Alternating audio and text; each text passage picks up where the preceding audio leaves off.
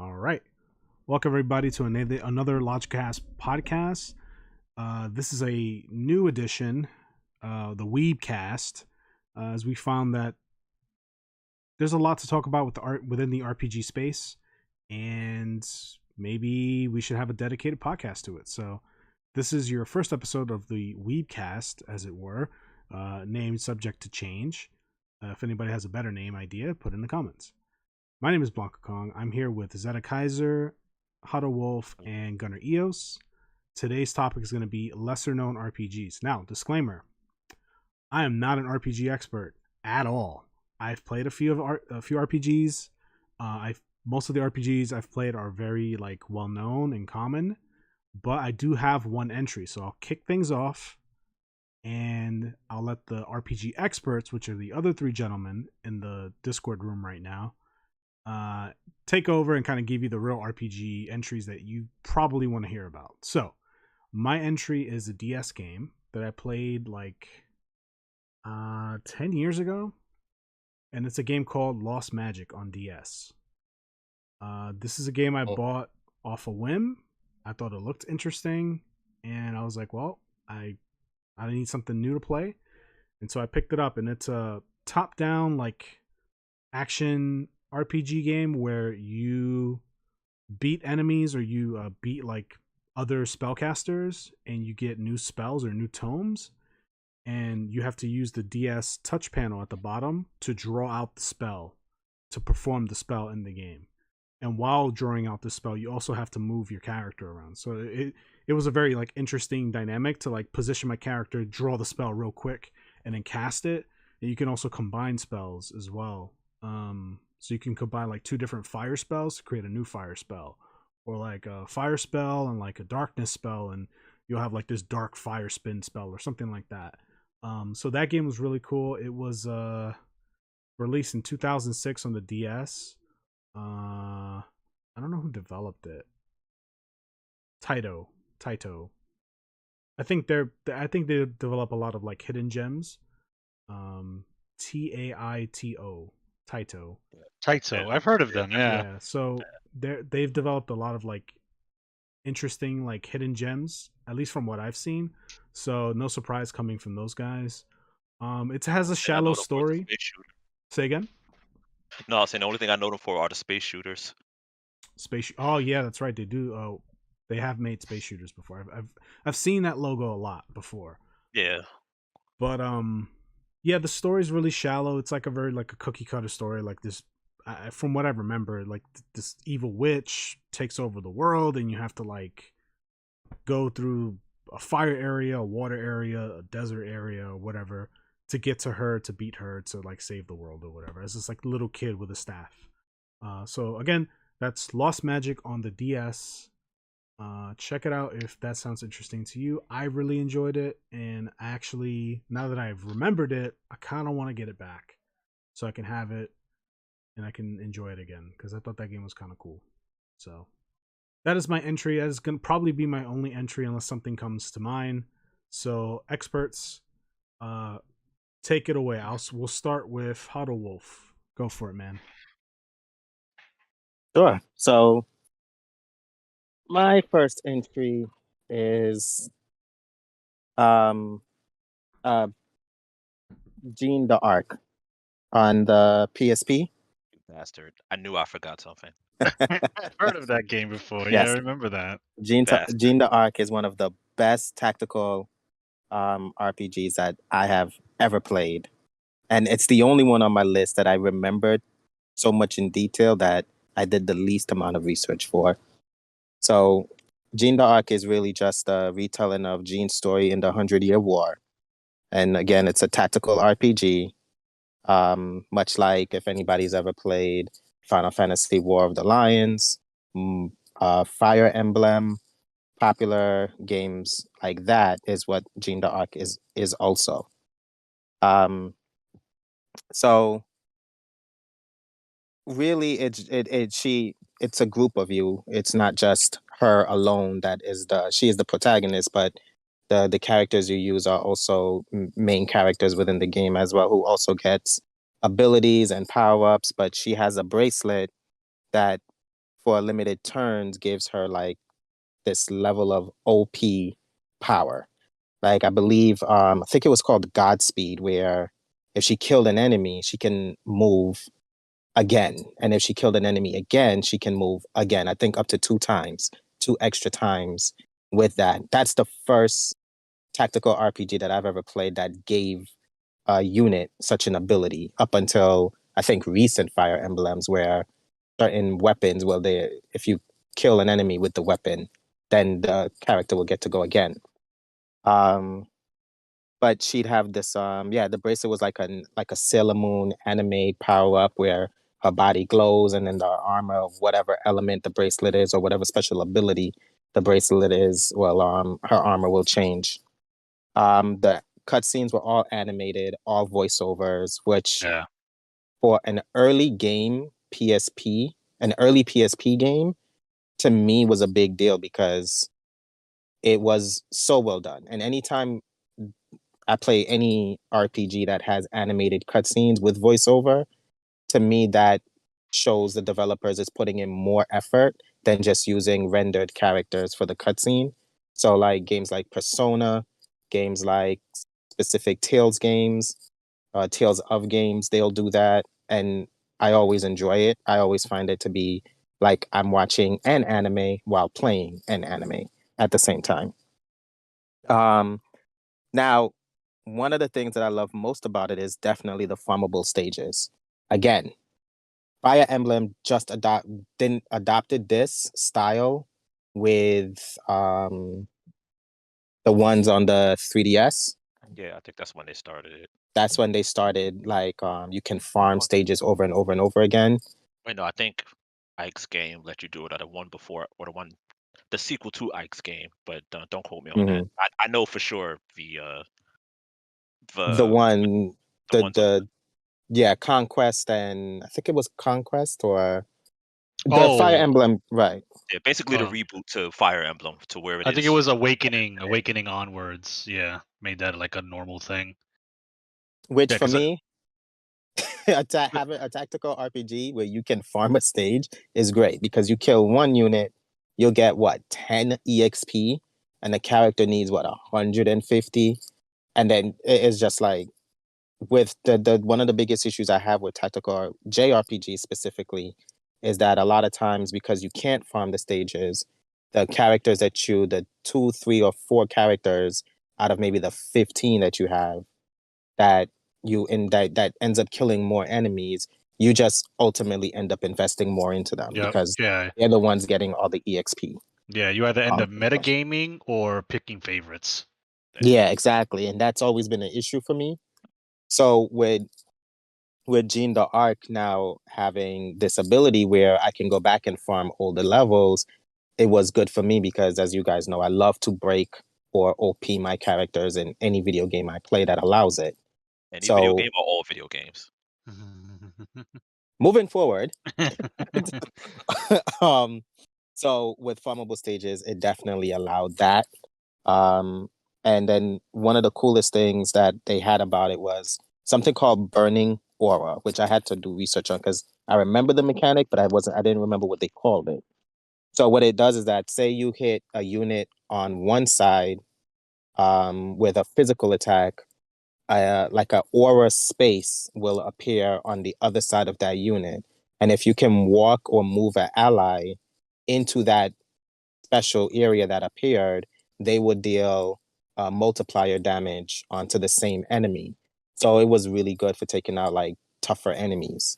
And then they had drawback. They had unified guard. Unified guard is what kind of like what you normally wouldn't do in a tactical RPG, but it was good for, again, survivability, and which was like if you keep all your units close together, their defenses will become a multiplier to lower the damage that the character that's within that group will take from an enemy unit.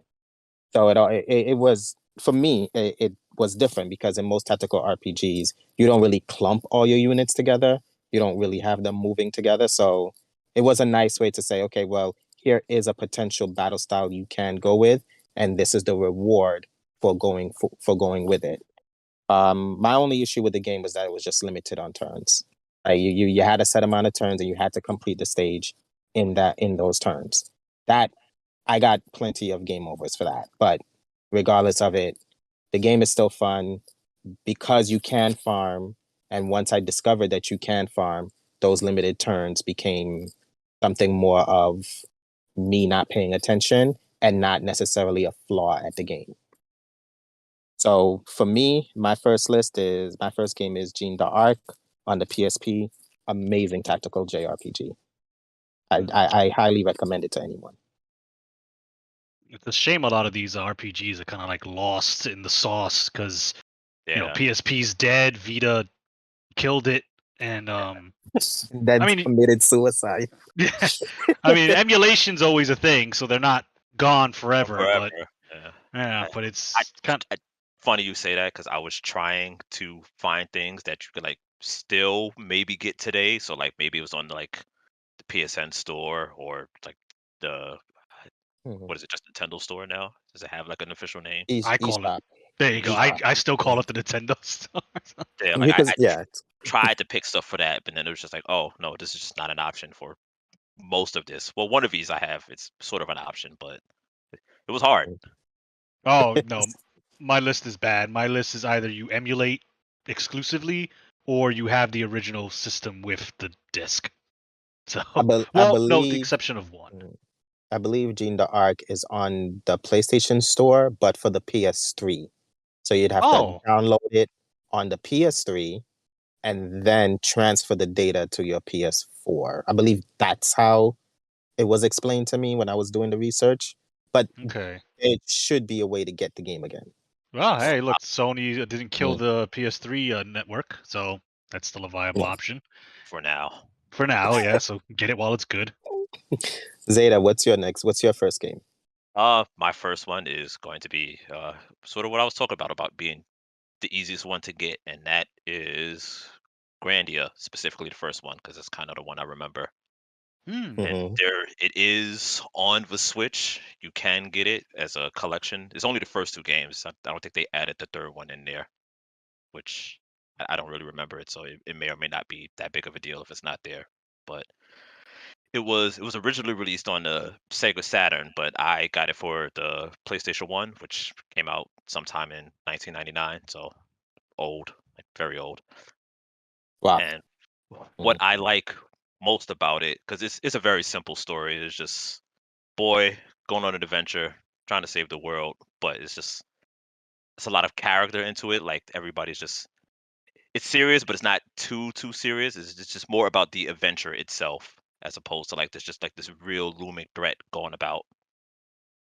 But it's like its biggest standout was, for me anyways, was the combat, because the combat is semi-similar to if anybody's ever played Chrono Trigger, and how Chrono Trigger plays is battles happen on the field, like right away. There's really no cutscene, or I guess like a separate screen like it is for like a most transition JRPGs. screen. Yeah, there you go, a transition screen. It's really just happens on the field. But also character placement plays a role, because certain moves will hit like an area of effect, or can knock enemies back, or just do various different things. And that is one of the big parts about Grandia, is while you don't necessarily control where characters move, but like you can influence it a little bit. So there's a little bit of strategy involved into it. And what it also does, which is very, very uncommon, is you can interrupt enemy turns. So there's like I don't want to say it's the ATB bar, but it's similar to that. But you see everything moving up slowly. So like if you ever played Final Fantasy X, there's a way to delay an enemy's turn, but it's not exactly the same as that. This one, you can see the enemy's turn coming up, and if you time it correctly, you can hit them and it'll stun them and it'll stall them and make them move backwards on the bar. So you can theoretically make a train of stopping an enemy from ever getting a turn in. So that is just something I really, really enjoyed about the game. It's just being able to just like, okay, I can do fistness move together, and just the enemy will just never get a turn. And I could just like good. I don't have to deal with the nonsense that this boss move does, because the bosses do some really dumb moves, because they could do it back to you. So you really don't want that to happen. You don't want them timing their moves on you and stunning your party, because like, oh, good thing good thing you stunned my healer, because yeah, I definitely didn't need that right now. Thanks. Yeah, I know you mentioned Final Fantasy X, and I remember Titus in his sphere grid initially gets delay attack, and it does the same thing, and that's a very powerful ability. So the Oh fact yeah, that the whole battle system is tied around that, yeah, I can see how you can go from winning, and then all of a sudden you just get wiped. yeah, you just die. But like I said, it's I'm not sure how much it is. I should have looked that up beforehand, but like it is, of everything I have, it is the most obtainable, because like I said, it was re-released on the Switch. That reminds me, I have to pick that up. There. So on to you, Gunner. Okay. So mine is an oldie. I have zero clue if you can get this anywhere else unless you have a working PS2 and the game, or run an emulation software. But my first one is MS Saga: A New Dawn. Oh, This is produced by Bandai before they became Bandai Namco. So this is back in the day where Bandai was its own thing. And as the name implies, MS stands for Mobile Suit. And this is that's when a they love Gundam. yeah, this is a Gundam. This is a Gundam-based RPG. Um, and this game always stood out for me because one, it's Gundam. I love Gundam. Two, it's an RPG where traditionally a lot of the Gundam games are action games, action shooter, some tactical, because they tried to simulate Gundam battles.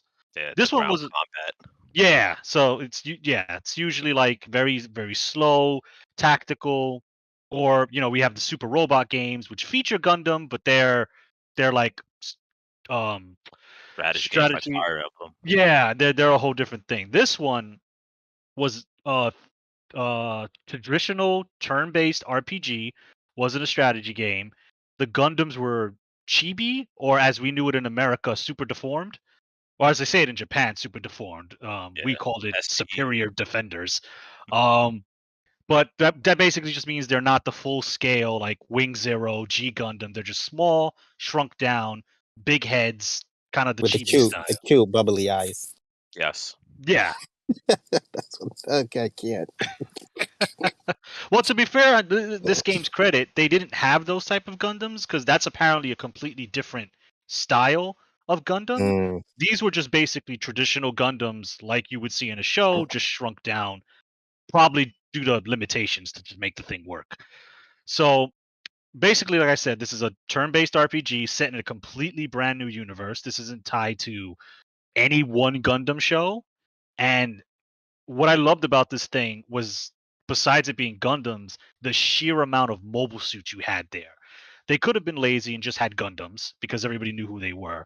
But this thing had everything. It had Xeon mobile suits from the 1 Year War. It had mobile suits from Zeta Gundam, Double Zeta Gundam, G Gundam. I think the highest it went to was Wing Gundam because at the time this game came out, that was the latest Gundam. I think that So was it. literally, I don't think Gundam Seed came out yet. no, yeah, Wing Gundam was the latest. There was it was Wing Gundam and down. So it had every Gundam. The story took place it took a lot from G Gundam because the main villain is the DG cells, which is a staple from G Ah, Gundam. wow. Yeah. Hilarious. They So they like actually yeah, like they made G Gundam important. Okay, yeah. got it. A lot of the bosses came from G Gundam. Like I remember one of the bosses was literally forgot the Gundam. It's not Devil Gundam. But it's the big one. The big one that his brother was in. Kyoji's Gundam, that monster like one. Yeah, that was a boss. I don't know. Okay. It wasn't the final boss because the final boss was an original Gundam. Yeah, God, I was about Okay. to say like Schwartz Bruder's Gundam, the German Gundam. Like that was. I Yeah. mean, all right. It was his Gundam. One of the bosses was Psycho Gundam, like straight out of fucking Zeta Gundam.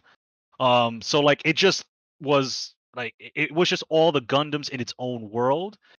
And like it had customization. You can build kind of like how they did in actual Gundam shows. You can mix and match parts. Some parts had better vision, some parts had better hit rate, some parts had better evasion. So you can make a mishmashed mobile suit, which I guarantee you somebody at Bandai took that idea and just made it into freaking Build Fighters. Because Build Fighters is the same concept. It's just kids with toys, and you got some dudes making some whacked ass mobile suits, and kind of started in this game.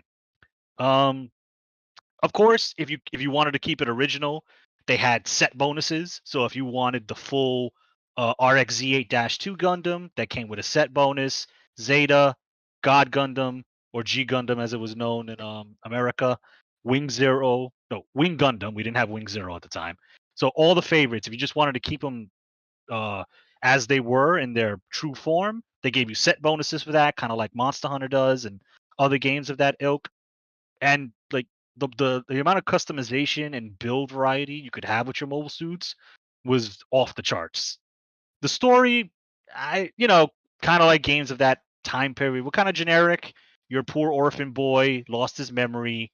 You're going through the world, find out your connection to the DG cells. Turns out you're some ancient.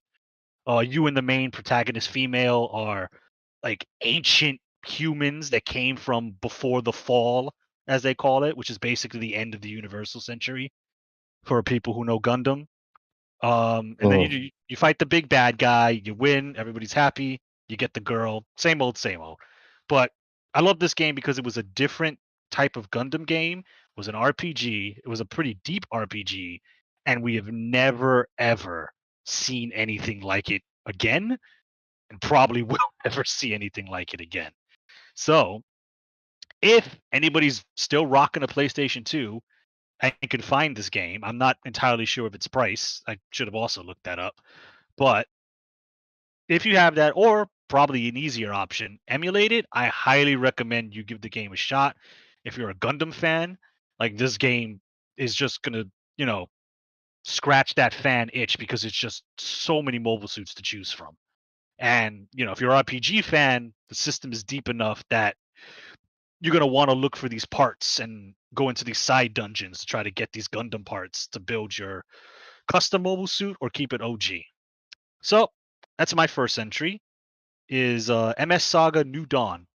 Check it out if you haven't. It's emulate it if you can.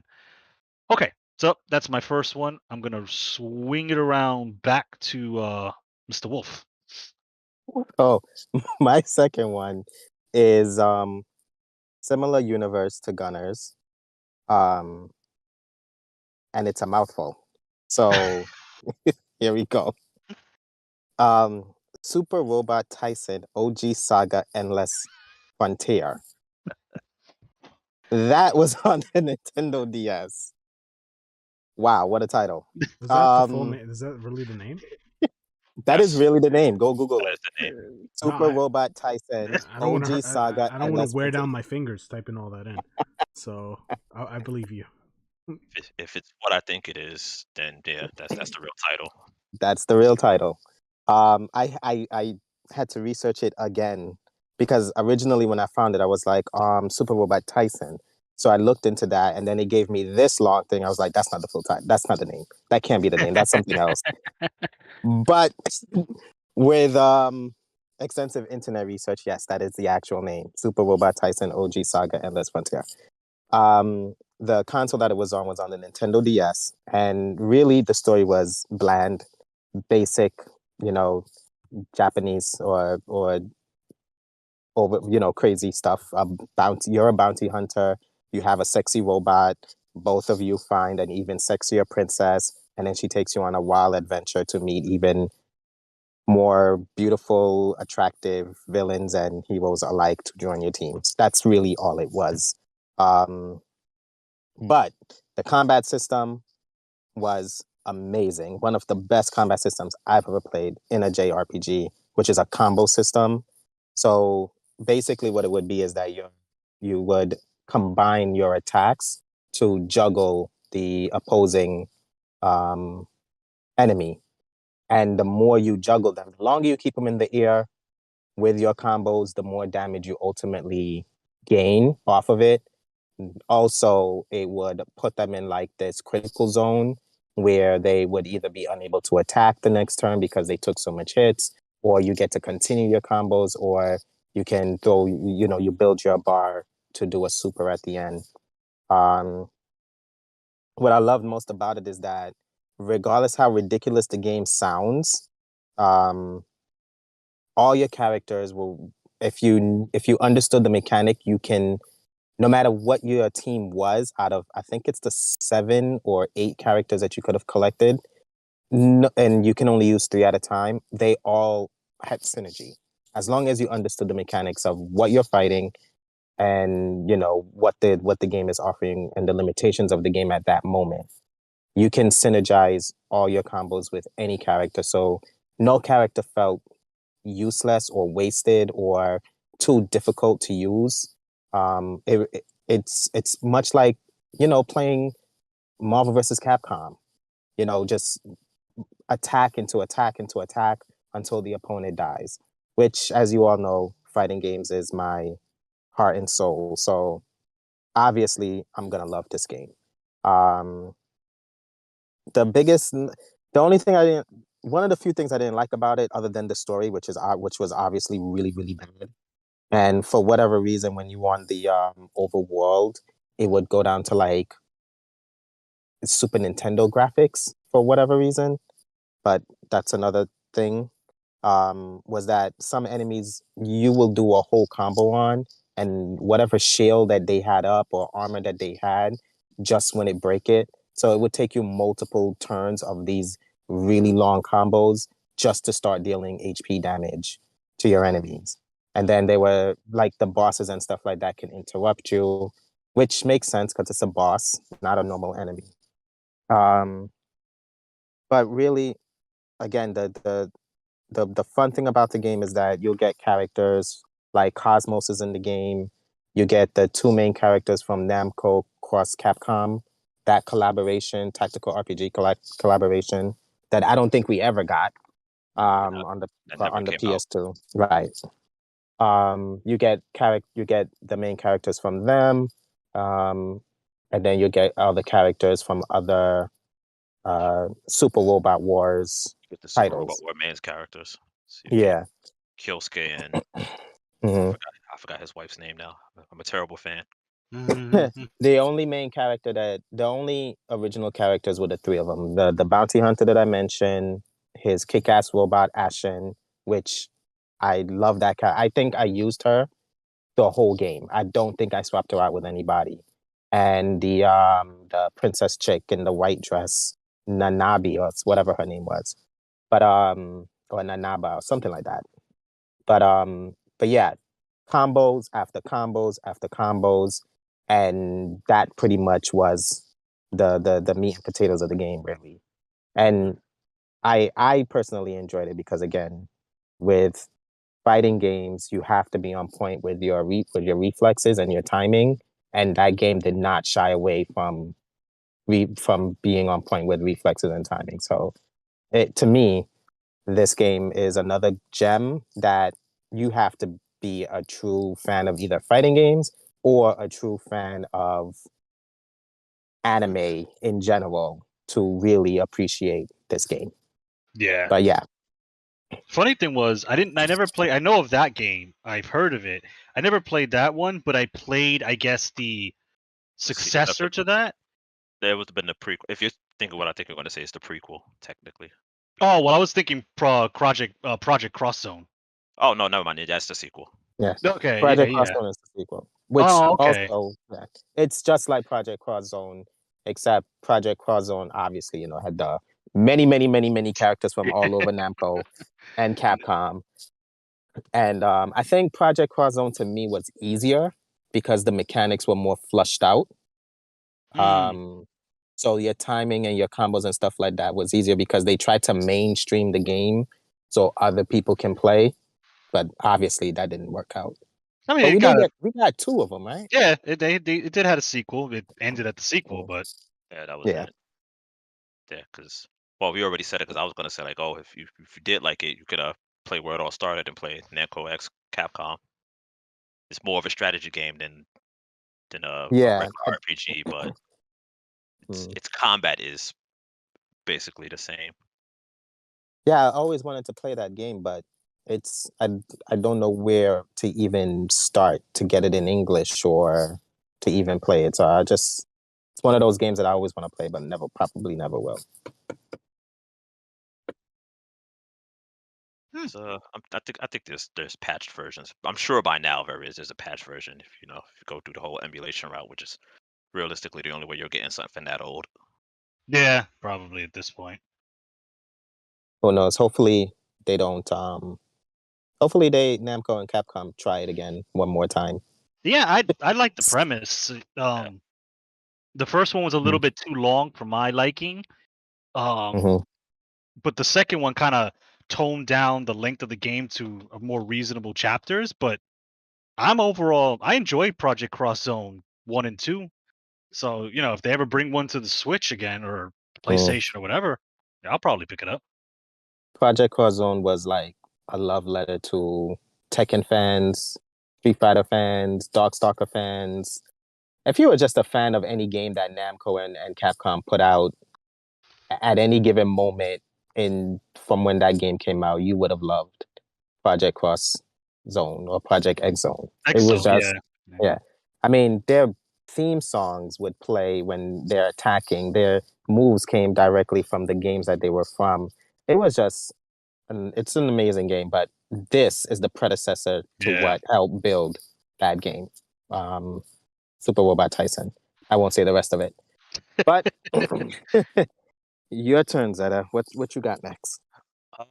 My next one is I don't know when this is coming out, but it doesn't matter because either way, Pokemon will be released. Is going to be Jade Cocoon, Story of the Tamamayu, which is on the PlayStation 1. Again, another PlayStation 1 game.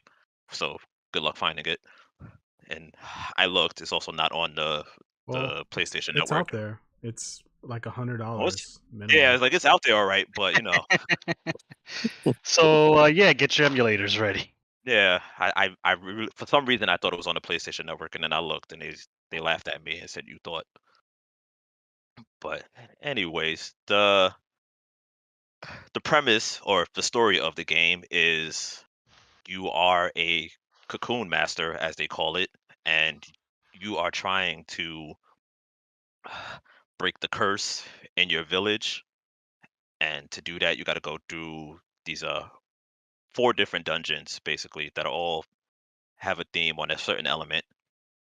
But what I really, really like the most about this game is it's like Pokemon, but it's just like it's very I don't want to say more involved because Pokemon is very involved, but it feels more involved because you're able to combine creatures together and alter their appearance, alter their stats, alter their elements, and all of this stuff actually shows up. So it's not like most games where you can combine the things, but nothing really changed as far as its appearance is concerned. Maybe if you're lucky, like its color will change, but it'll just combine, and mostly it's just a stat buff.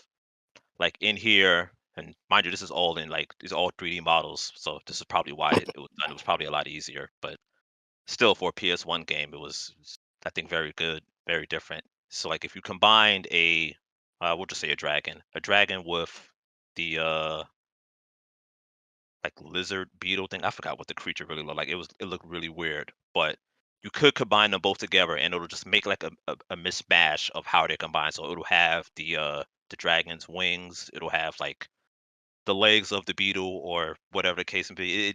Things could just look really weird and creepy, or you can make something really cool. It all depended on your combination and how you got things done. And what was also different about it is it was more want to say I guess more gritty about things because the original Pokemon wanted to do this, but they kind of dropped the idea of being able to like sell the creatures for money. Wow. Whereas Oh shit.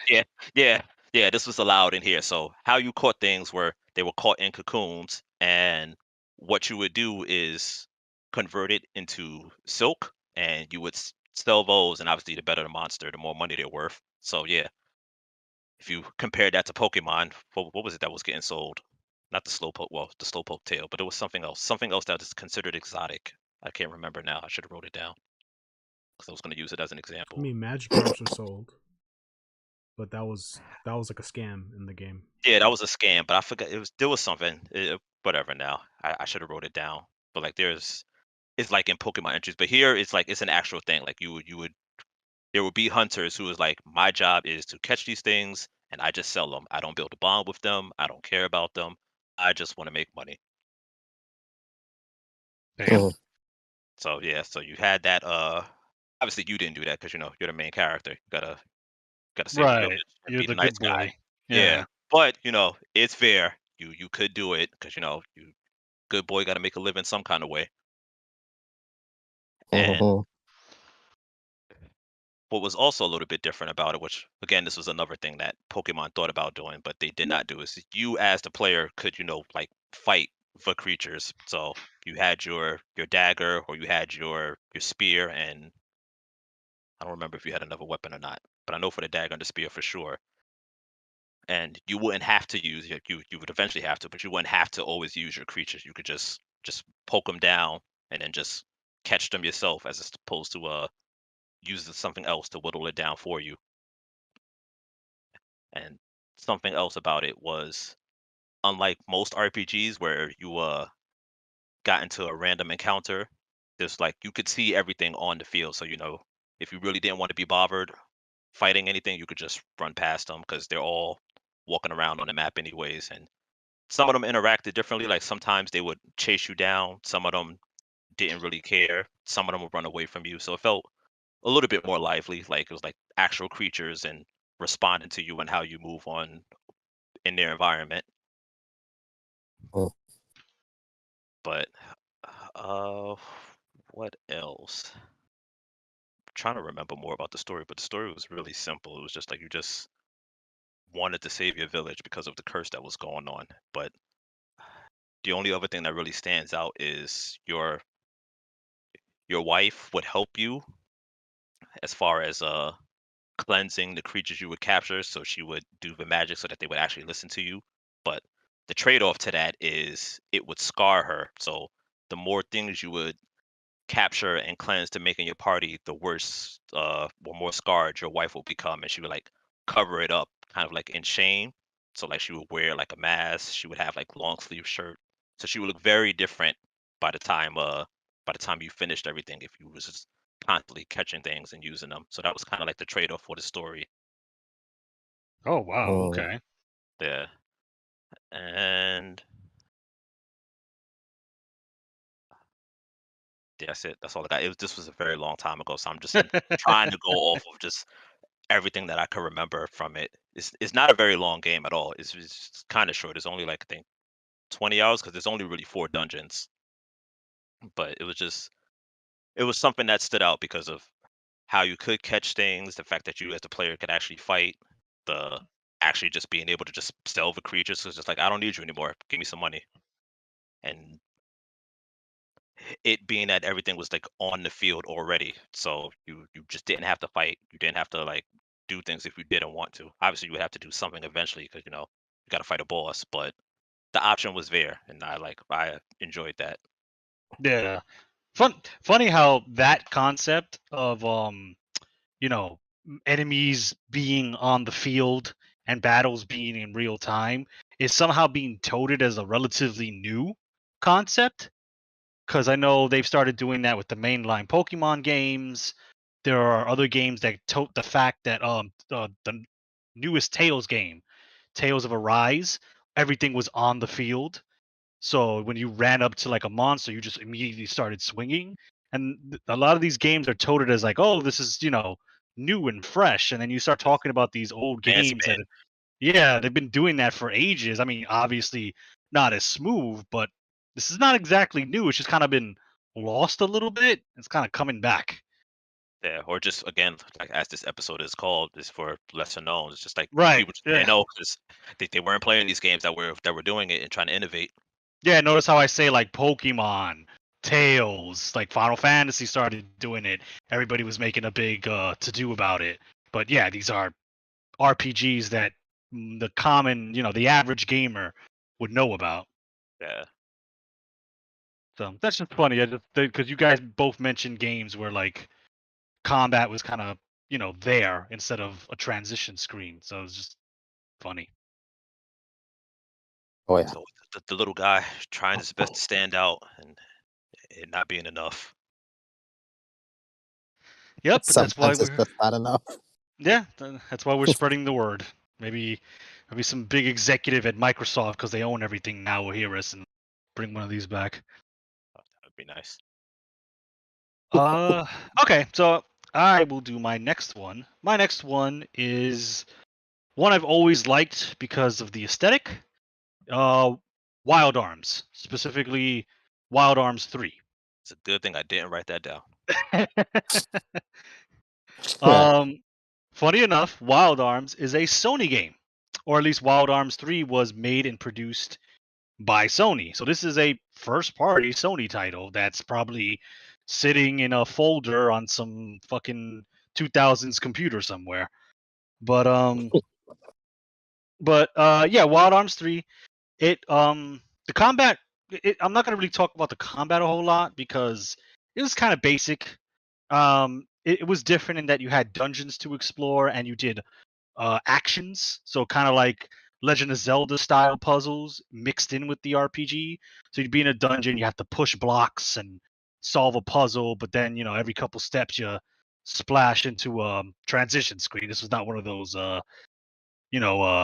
groundbreaking RPGs into a battle. So the battles was standard JRPG format, turn taking, you go, enemy goes, so on and so on.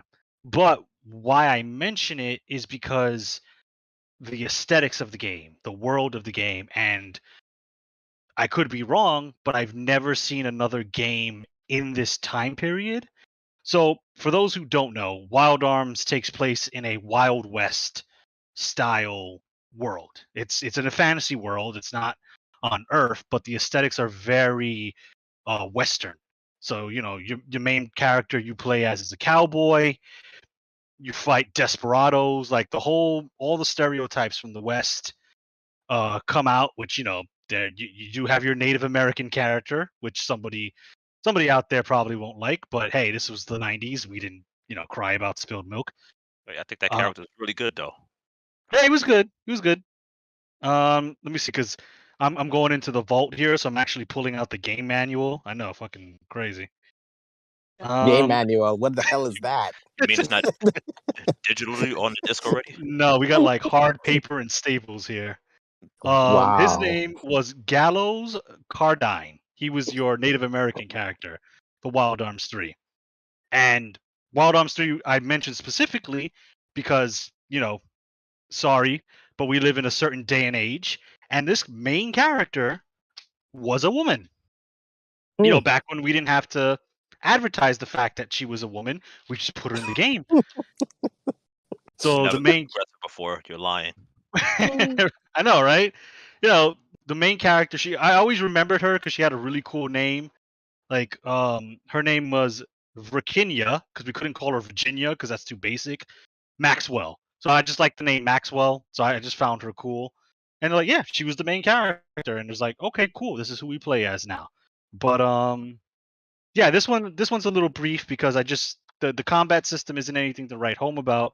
But again, what I liked about it was the fact that you played as somebody different. You didn't play as like a typical anime boy, looking for source of power. You played as a girl who was run off her homestead by the bad guys. So basically, you became homeless, and you found out what like the whole cartel was up to, and shenanigans happen, and you somehow end up saving the West, like a typical gunslinging Western film.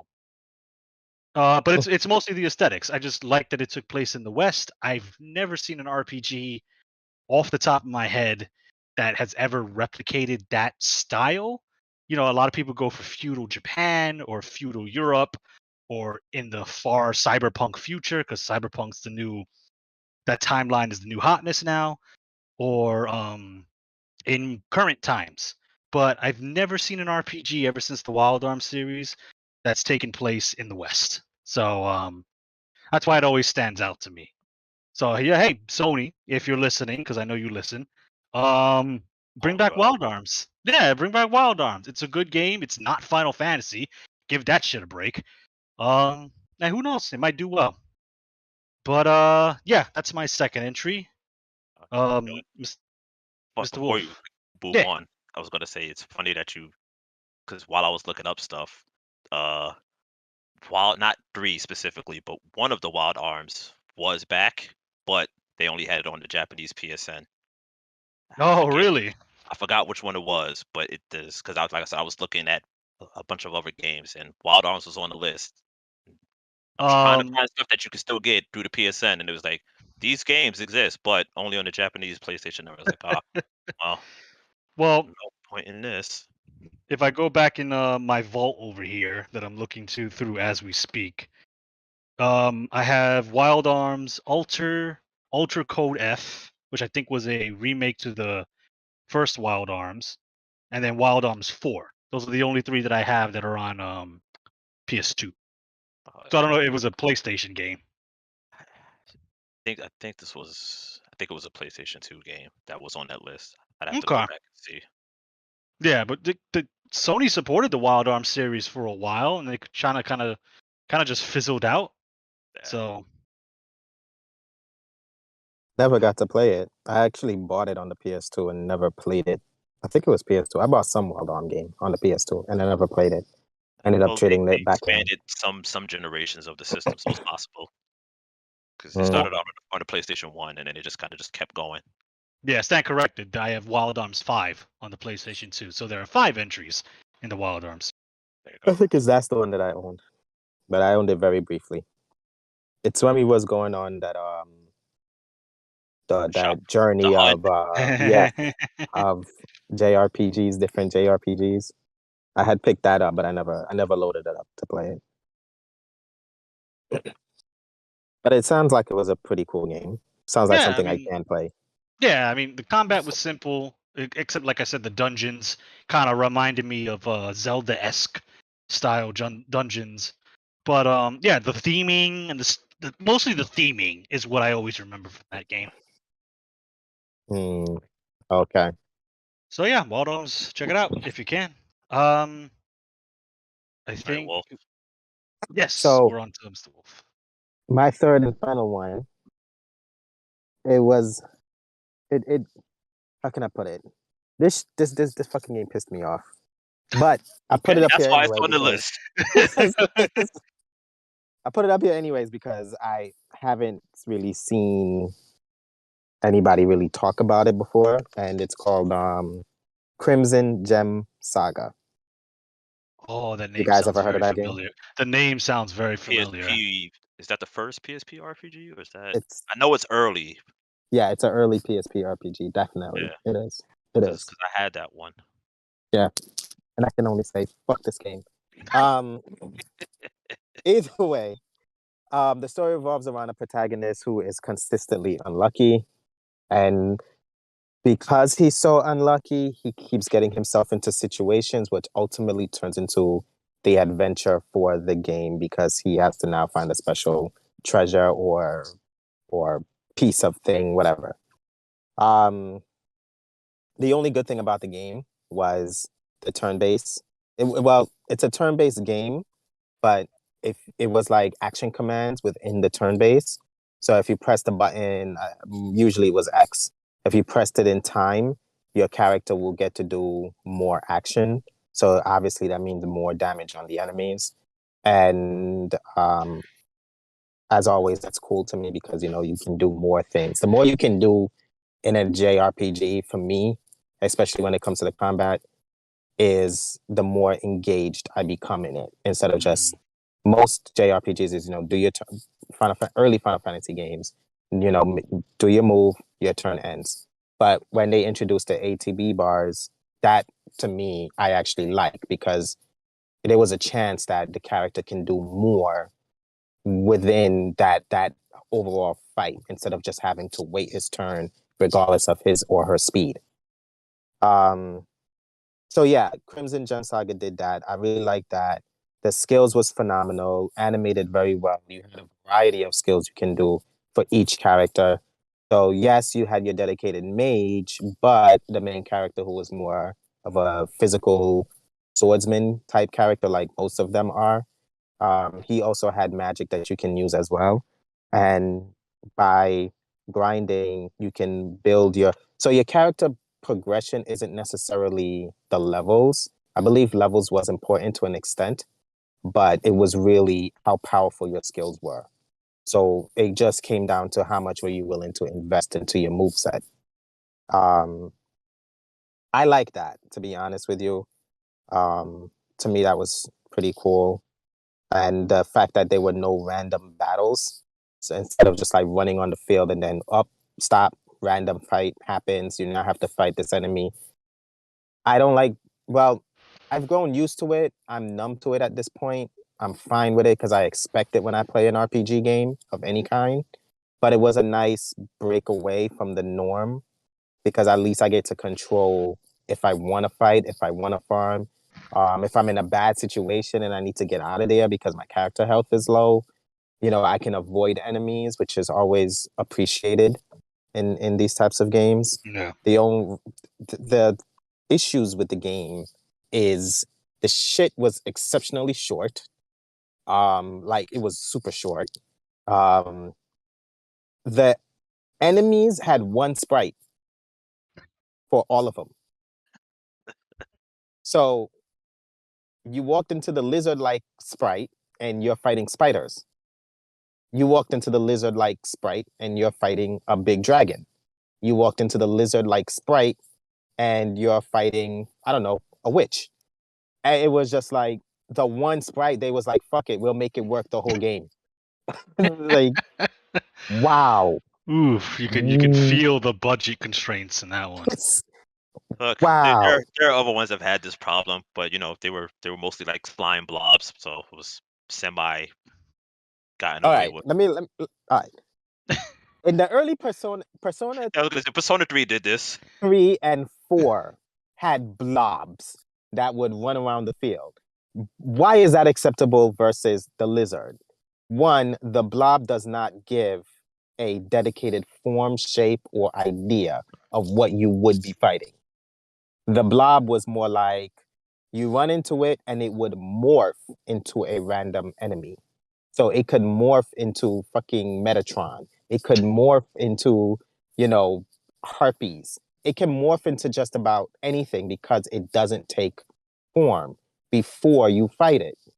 That's why it works. See, Atlas was thinking when they did that. I don't even know the motherfuckers who did this, because I was just like, this game pissed me off and I want to put it on the list because it pissed me off. But whoever did this game, so, exactly. So whoever did this game was just like, yeah, we're just gonna do lizards. We said memorable. We never said favorite. Exactly. It didn't have to be a favorite. I was like, this is why it's lesser known. So it was just like, once you give me lizards or dogs or birds, that's what I'm gonna expect that I'm gonna fight some type of aerial creature, ground creature, slithering creature, something. I that's because you put that image in my head before the fight. So that's what I'm expecting to fight going into the fight. It's an aesthetic thing.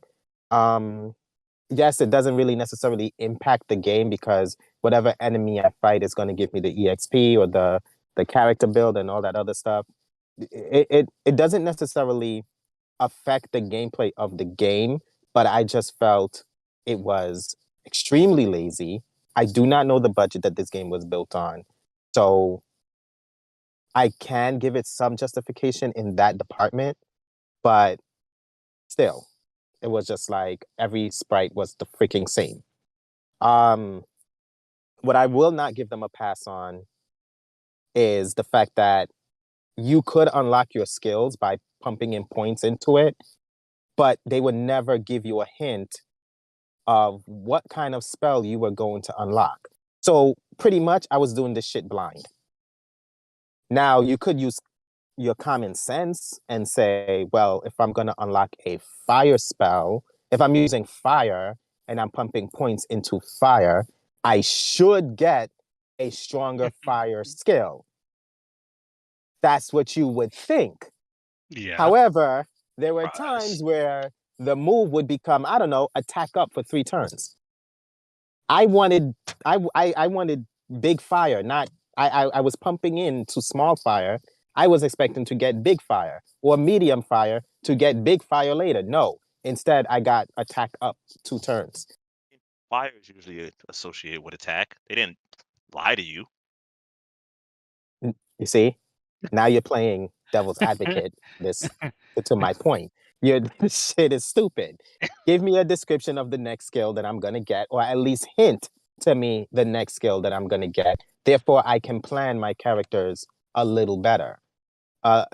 You growing your characters and increasing their skills, more of it was somewhat common sense. Like, again, if there's a heal move and you pump into it, more or less it would become a better healing move. But there were also points where the move will become something completely different. So that didn't make any sense to me. That was one of the things that made me scratch my head. So much soft resets on this game because it was like, okay, I pumped into the wrong thing. Let's do this again. No. And the biggest drawback of all, which I'm going to spoil it for anyone who hasn't played the game because I don't suggest anybody to play the game. It's only on this list because I can understand why nobody knows about this game, is the fucking ending. This shit ends not only on a cliffhanger, but according to what I experienced and what I've researched, and unless somebody else can prove me wrong on this, you always lose. No. Always. Always. You cannot win. The game ends. Yeah. All that all of what you did doesn't. You could have gone in with like a level 1 guy, and the outcome would have been the same. Outcome would have been the same. Not to mention they take away most of your cast. You beat the game with just the three first characters you get are, I believe, the 3 last characters you can use. So by the ending of the game, you're down to 3 characters out of all the characters that you obviously collected and progressed throughout the very short, maybe I'm gonna say 7 hours, 8 hours. I think is what I did it in like a weekend.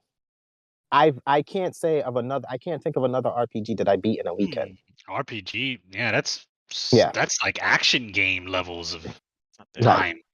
And you guys know me with my RPGs. I marinate, I saturate every little thing.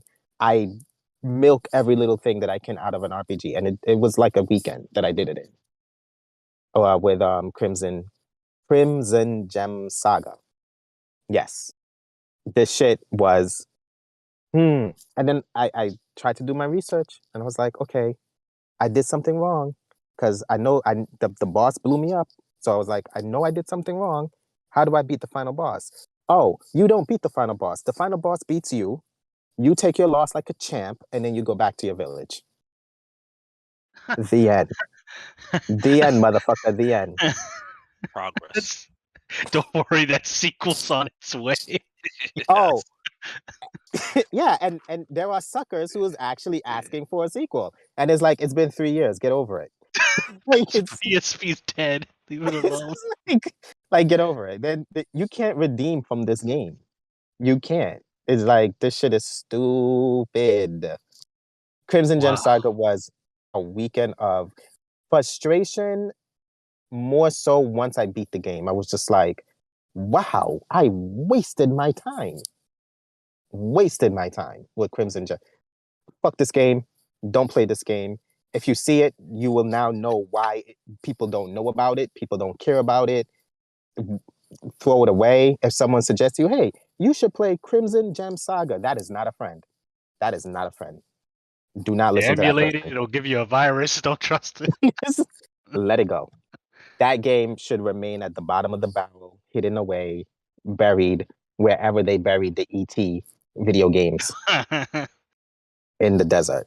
That's where that game belongs. My All right. personal opinion. Yeah. Your turn, Zeta. I'm off it now.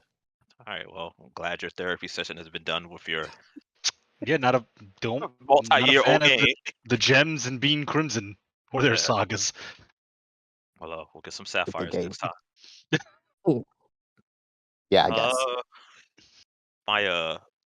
My next game is it's another oldie but a goodie, as they say. Is Azure Dreams.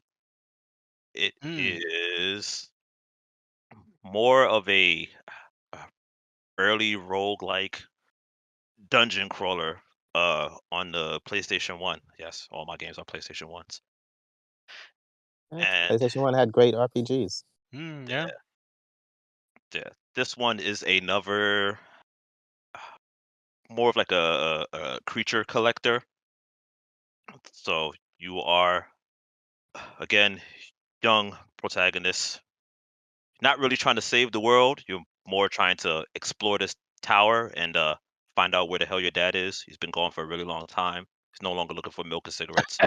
He's Been a couple of years now that the story's getting old.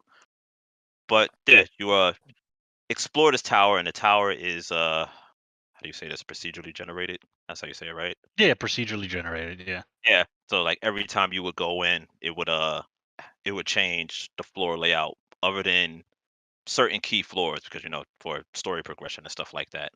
Right. Yeah.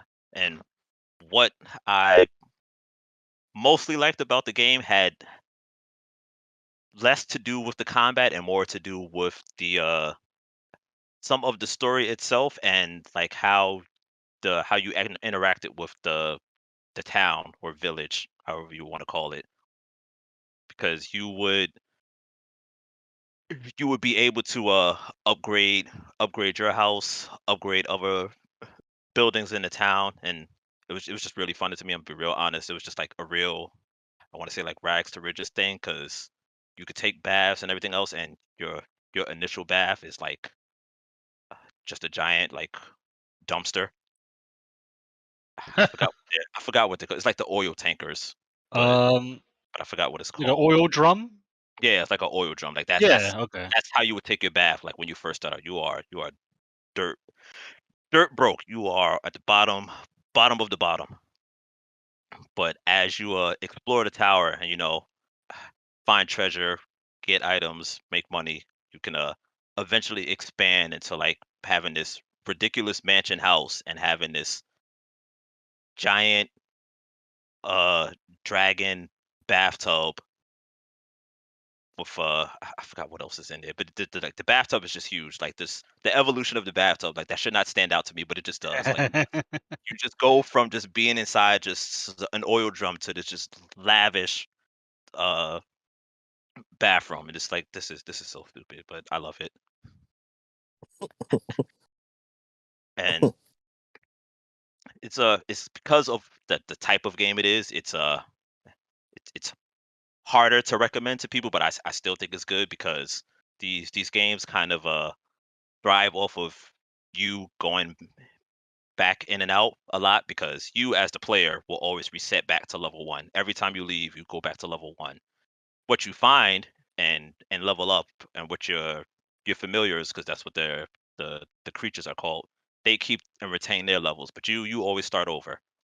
So you have to Is find your gear and try and maintain it.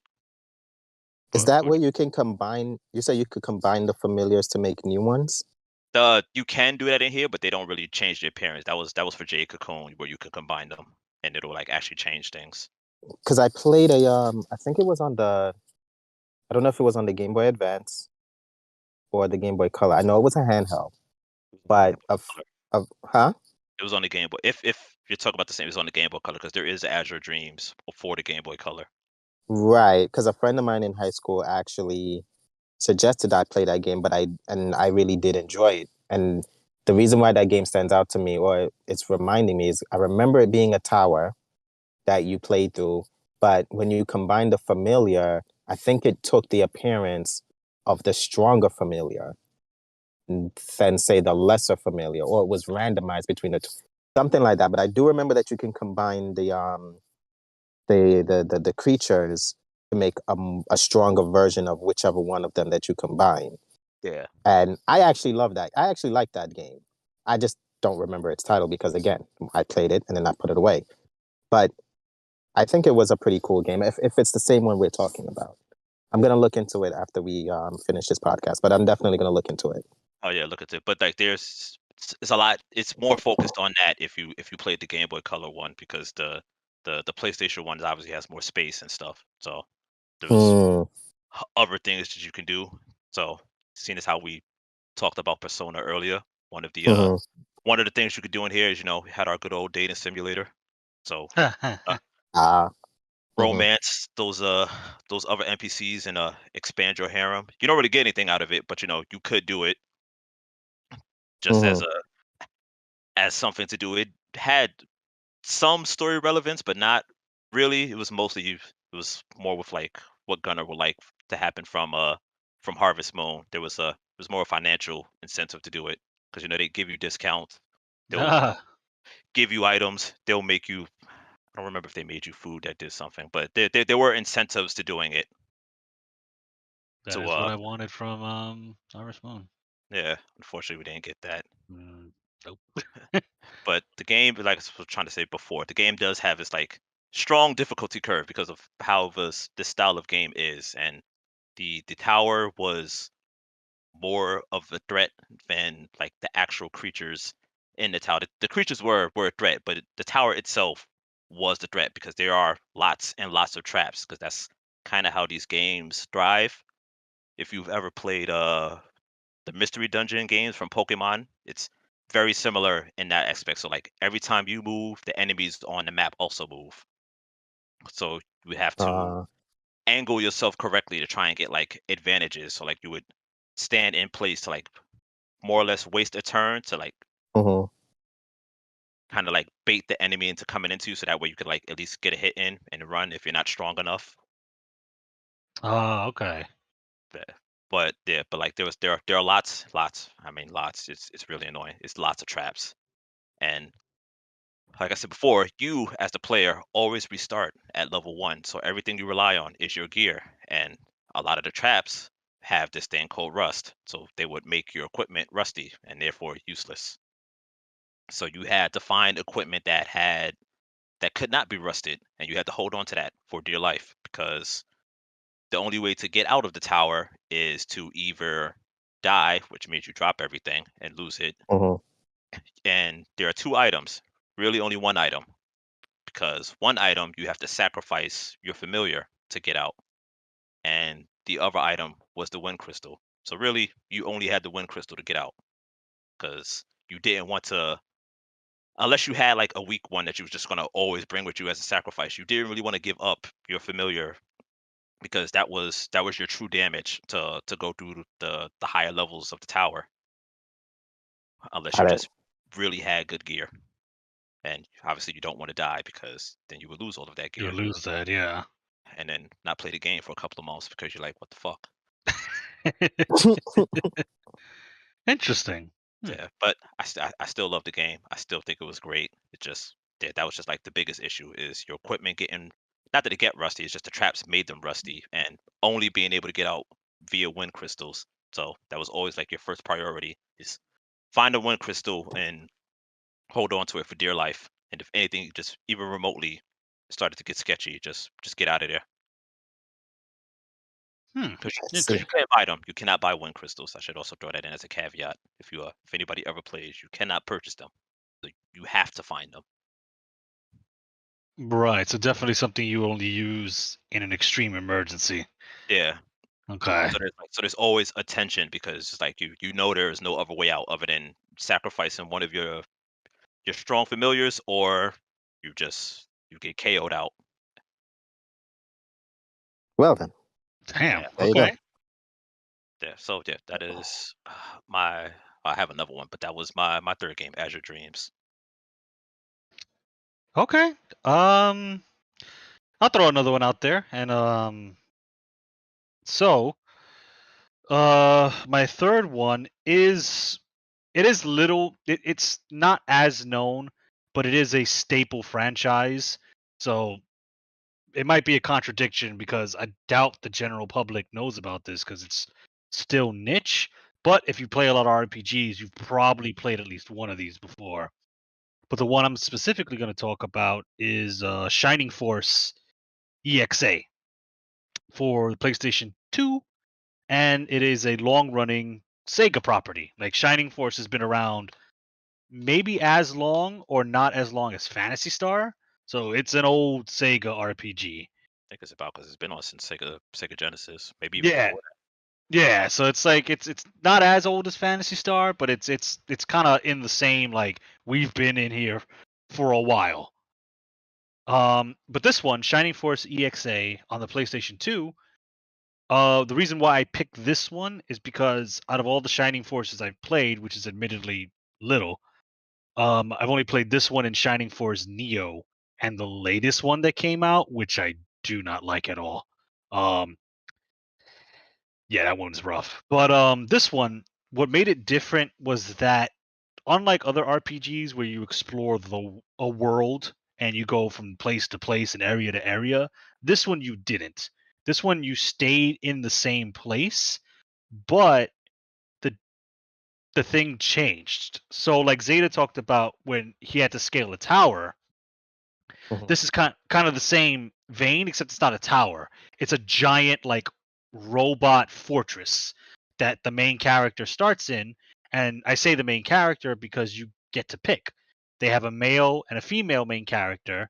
One is your physical character, and one is a magic user. So at the beginning of the game, you got to choose. Do you want to play mage, or do you want to play a swordsman?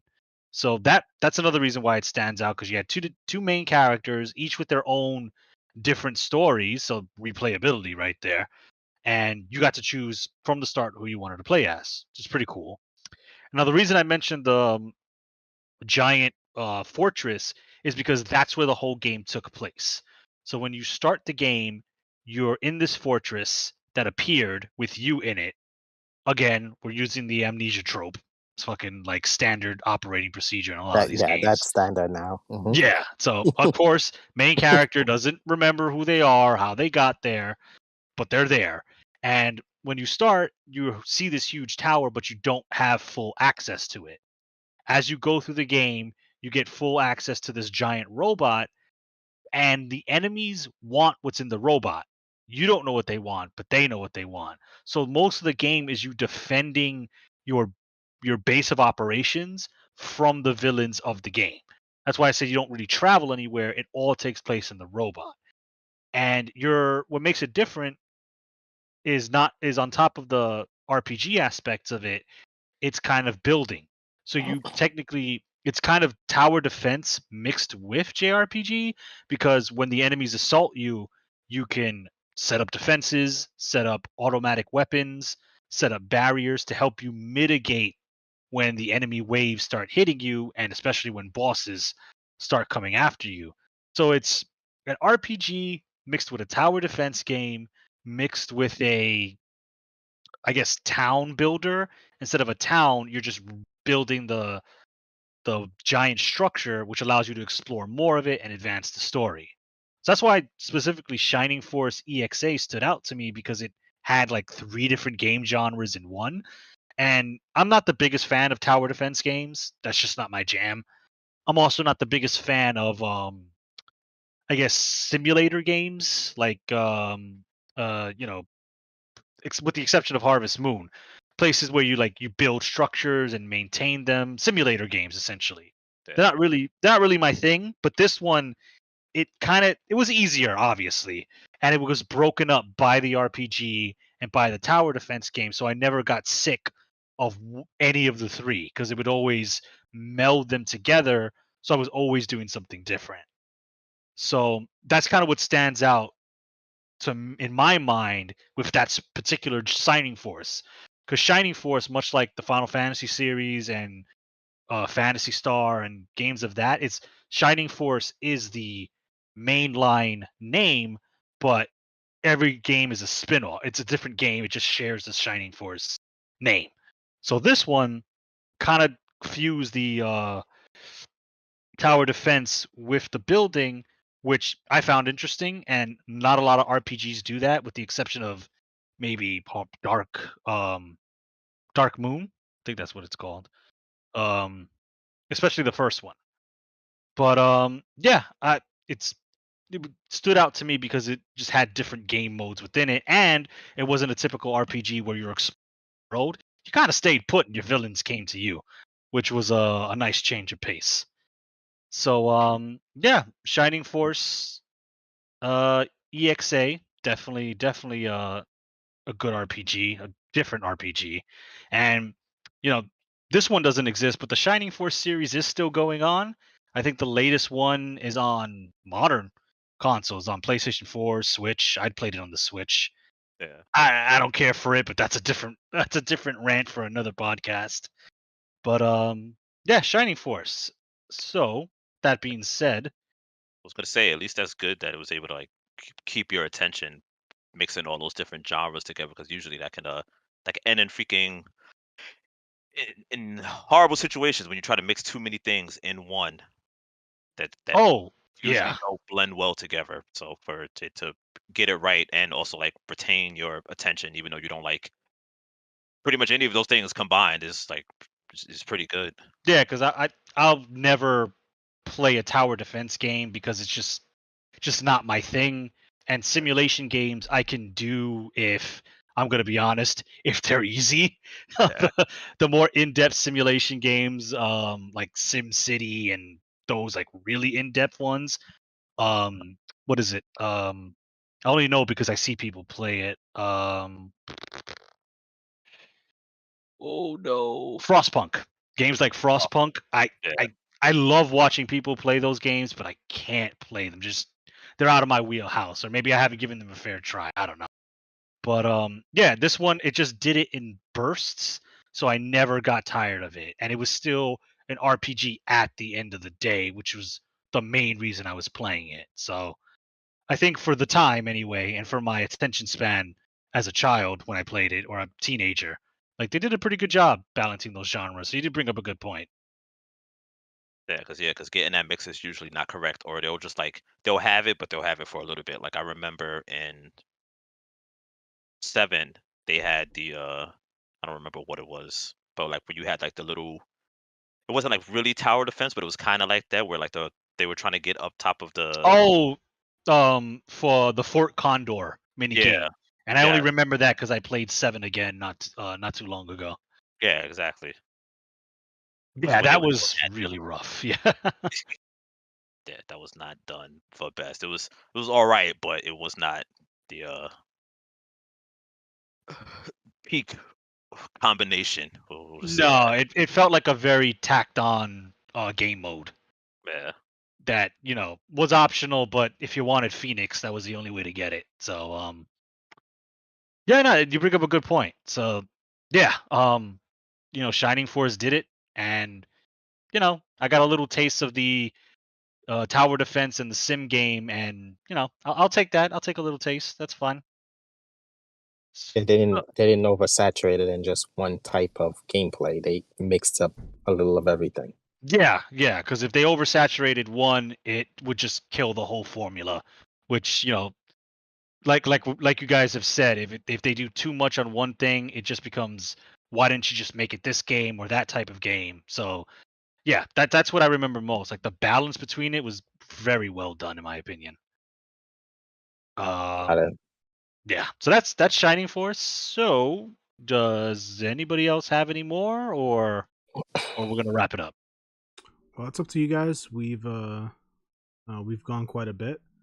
So if you guys want to do some quick honorable mentions, then you could do that, and I'll wrap things up. honorably mentioned Etron Odyssey, best best first person dungeon crawler RPG. You heard it here. Yeah. He got Seda was the one who would see him playing it while waiting for the train. I'm like, what the fuck is that? And I decided to pick up I think Etron Odyssey 4. That was the Yeah, latest that one. was the one on the 3DS. Yeah, and I was like, oh my god, this fucking game's amazing. And they said it's not dead. Hopefully one shows up on the Switch at some point. I don't believe them. But if you Uh, enjoy team building, because that's basically its thing. It was the map drawing and building up a team. If you really enjoy that, making your team your own, having like your own uh party style or your own team compositions, it's a great game. Just play it. Trust me. yeah.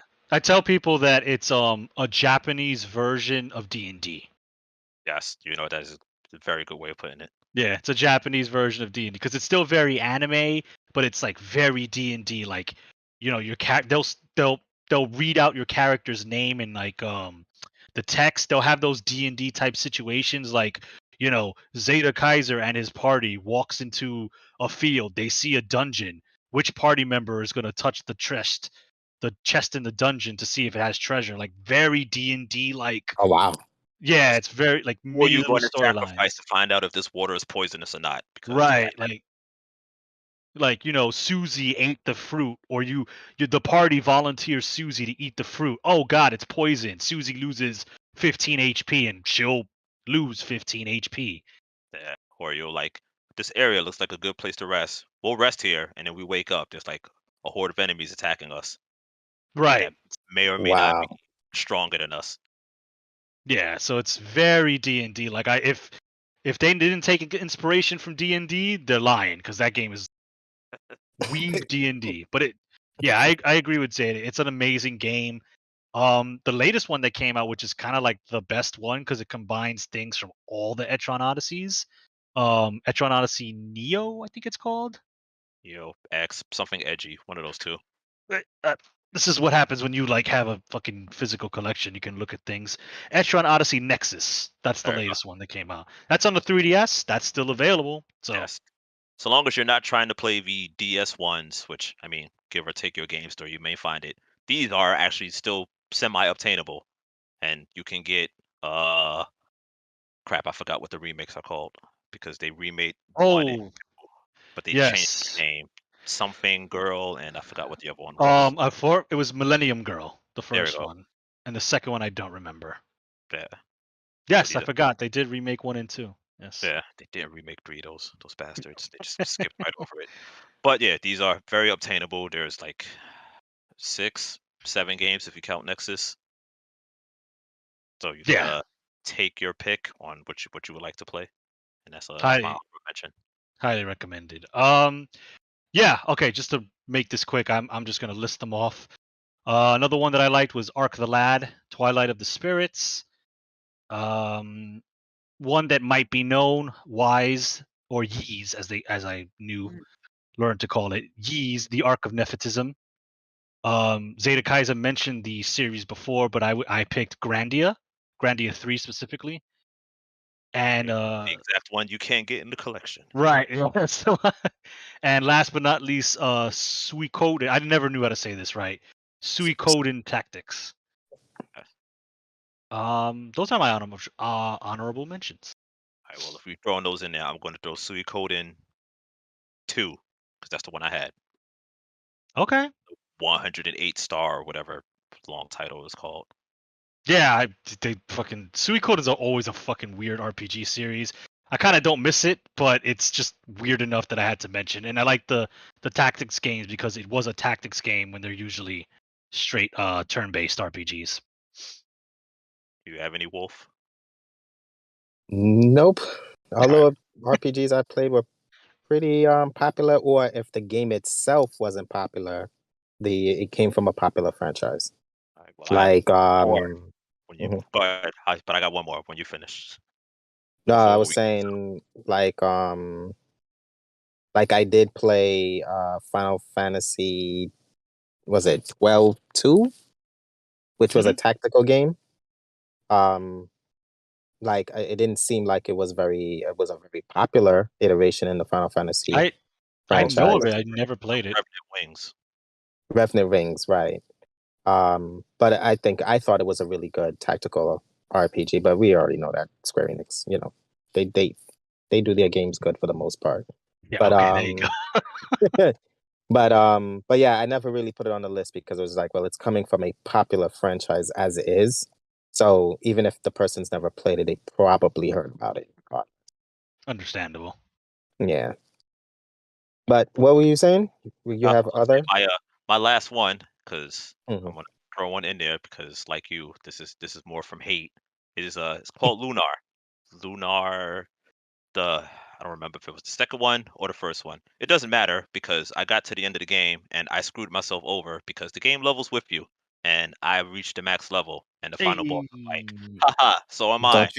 Don't you feel like a dumbass? Yup, complete idiot. Could not beat the final boss because the final boss was too strong. That So is that doesn't make unfortunate. sense because if say you I was get also to young, so I level, was dumb, but like I but if didn't you realize max out that would your happen. level, if you max out your level and the boss becomes unbeatable because you max out your level, what if you were level 60? Then would the boss be beatable then, or levels or whatever you know was acceptable for end game level at that moment? Like if level 50 was acceptable for end game, would the It, boss be it beatable might have then? been possible. I don't know because I believe it's like how 8 is, which I found out later, is like I think it scaled off the main character, so you could technically just not level the main character and Well, that sucks. there. But I didn't realize that at the time. I was just like, which shows how well I am at reading comprehension because the book tells you that the things level with you, but I just didn't like. I You didn't didn't want think. to read; you just wanted to play. Well, yes, that is true. But it did Yeah. tell me, but I didn't think that like that translated all the way to the final boss. Oh well. So yeah, I learned that the hard way, and I couldn't beat it. So yeah, Wow. just throwing Lunar in there, just because Lunar, another one I've heard of. fuck that final boss. More like fuck yourself. You did it to yourself. What? All right. Well, a lot of games I've never heard of. A lot of games I've seen, but I've never played, and I haven't heard anything about them in detail. So Well, don't play Crimson Gem Saga, okay? Just my warning to I you. got it. Don't That play that one. one and Mhm. Lunar Level and Saga. Lunar. Don't play Yeah, them. Yeah, don't look. over level in that. Well, Yeah. don't worry. I probably wouldn't have played them anyway. So, Hey, so got you to play Jake Cocoon. I'm one for that like that game was great. I actually plan to stream that game at some point because I would like to finish it Hey. on this. stream. Um, Don't play the second one. Second one is yeah, not the you, same. you warned me. But the first one I enjoyed quite a bit. I remember testing on my emulator, and that was one of the first games I was trying it on, and I ended up playing it for like 5 hours. So it's a sign of a good game.